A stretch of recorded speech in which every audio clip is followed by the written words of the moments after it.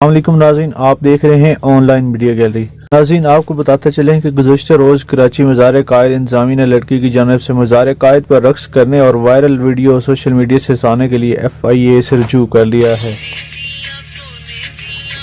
Social media پر سفید لباس میں ملبوس نقاب پوش لڑکی کی مختلف ویڈیوز وائرل ہو رہی ہیں، جن میں وہ مزار قائد کے احاطے میں ٹک ٹاک کے دوران محور رقص ہے۔ عکس بند کی جانے والی ویڈیو میں مختلف گانے بھی سنائی دے رہے ہیں۔ مذکورہ ویڈیوز سوشل میڈیا پر وائرل ہونے کے بعد شہریوں کی جانب سے شدید تنقید کی گئی ہے۔ شہریوں کا کہنا ہے کہ اس عمل کے ذریعے مزار قائد کے تقدس کو پامال کیا گیا۔ شہریوں کے مطابق عام طور پر فلم بند کی جانے والی ویڈیوز کا معاملہ اس قدر صورتحال اختیار کر گیا ہے، اس میں اب بانی پاکستان کے مزار کو بھی نہیں بخشا گیا، جو کہ ایک افسوسناک پہلو ہے۔ ویڈیو کی فلم بندی کے دوران عقب میں شہری بھی موجود ہیں۔